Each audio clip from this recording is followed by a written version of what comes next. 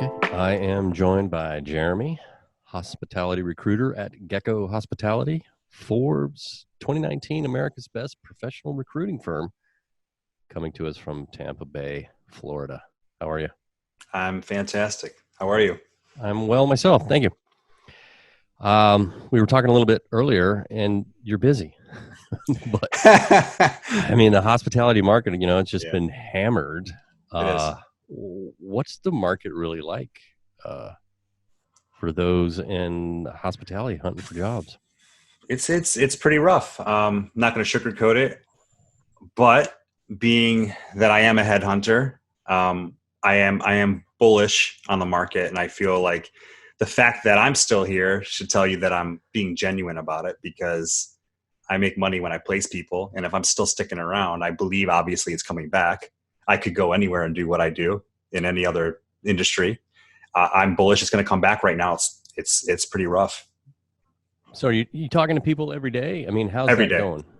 all So day, every day. yeah. So what's the sentiment with the people that you're talking to? I mean, are they staying positive or are they losing their minds or what's happening? A little bit of both. It's a mixed bag depending on what they are, right? So, I mean, people are upset. Not even the unemployed.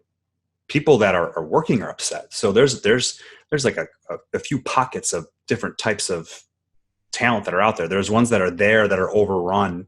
They've had more than half of their team, furloughed or let go. So they've taken on and absorbed those responsibilities. They're trying to react to the pandemic at their property.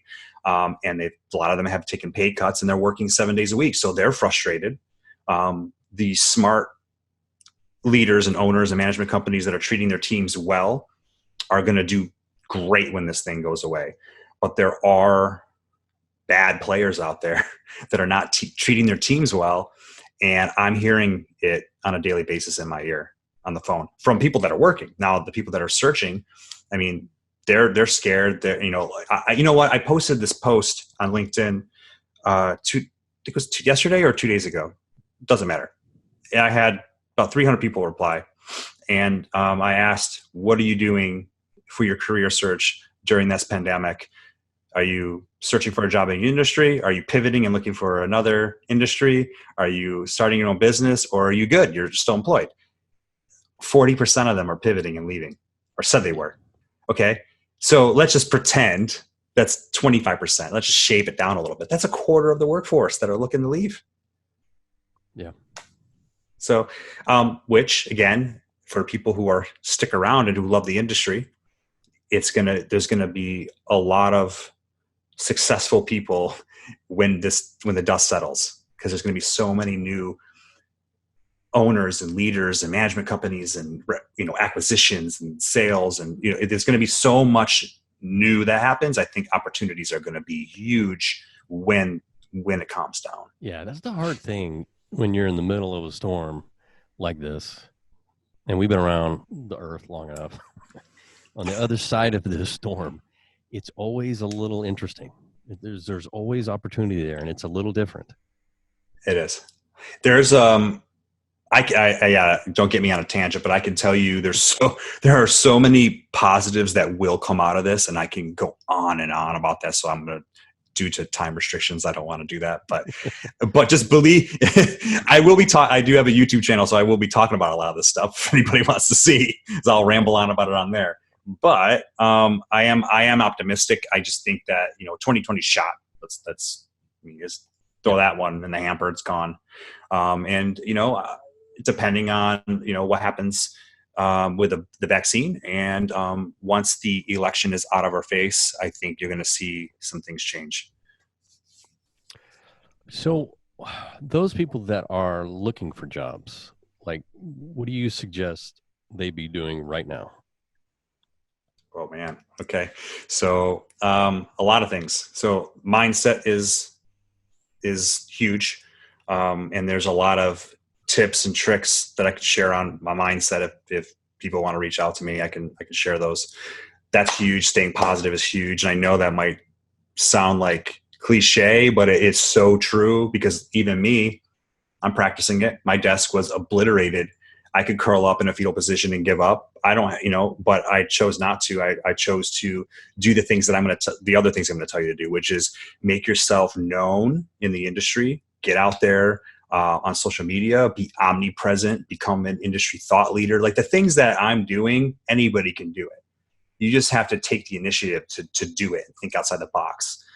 I think networking is huge. People aren't doing that enough. They're just kind of, clicking apply on job boards. That they really need to be connecting with people that they worked with, people that they worked for, and just reaching out and having those conversations. Stay on the phone all day long, because you never know where those conversations are going to lead. Yeah. I think, having a support system. So doing one or two things, I would say find a mentor or an accountability buddy, one or two of them that you can tell your goals to and what you're going through, and they can hold you accountable, because this just job seeking in itself is a full-time job. I mean, applying to some of these positions takes an hour. It's not just clicking on Indeed for a lot of them. You have to go through this whole assessments, and you have to, even though you have a resume, you have to copy and paste it into their ATS. I mean, it takes forever. So you really want to have that accountability buddy. And I think another thing that has been helping some people that I've been consulting with is forming groups. So find 3 to 5 people who are in the same position you are, and do a weekly Zoom call and just talk. And when you're on these calls, you'll hear the small victories from each of the people, and that'll amp you up. They can share best practices with you. They can share connections with you. Maybe you're a DOS, and maybe this person's a housekeeper, and maybe this person is a director of rooms. And if you have this call, you might be hearing things from different properties, and you can put your effort together and also support each other. So I think that's something they can be doing. Teaming up with headhunters who are specific in your niche. And then any niches or industries that you are looking to get into, team up with headhunters, and make sure you vet your headhunter, because there's a lot of horrible ones out there and a lot of horrible recruiters. So, make sure that whoever you talk to as a recruiter, make sure you look at them, you vet them, look at the recommendations, and check out their credentials, because a lot of them are just, body shop recruiters slinging resumes, and they don't care about you. You're just a number to them. You don't want that. You don't want to work with that. Yeah. I saw you posted maybe this week about age, or maybe it was later. I don't know. Is age an issue in hospitality? Ageism? I think. See, you got a loosey goosey guy from HR, so I'll talk about it. Yeah. So, unfortunately, I think it is in some places, and I think it isn't in some places. So, a big something that I preach a lot is to be authentic and be yourself, right? And when you are yourself, you will find the perfect fit. And I know it sounds like I'm dancing around it, but I'm really not. The people who care about age, you don't want to work there anyway, right? There's going to be people who want older, more experienced talent. And then there's people who are going to want younger, greener talent that they can mold and train. I think it evens out, right? For me, my desk, my recruiter, one of my recruiters is 70 years old, 70. Wow. Right? But he brings a hell of a lot more knowledge about the country club industry that I could ever dream of having. So having him in my firm is crucial to me, talking the talk with club leaders, right? Mm-hmm. And then my other recruiter is from hotel operations. So for me, it doesn't matter. In recruiting, I've heard it from, potential clients before. I don't work those searches. If I hear any kind of whiff of that kind of search, yeah, I don't want anything to do with it. That's a lawsuit waiting to happen. Yeah. But unfortunately, it is out there. But I don't think it should really detour candidates. I think it's almost a blessing that you just get it out of the way, get them out of your radar anyway. Yeah. All right. Does that answer All right, Jeremy. You did. Hey, it was a good talk. We're out of time, but I appreciate you joining me. All right. Appreciate it.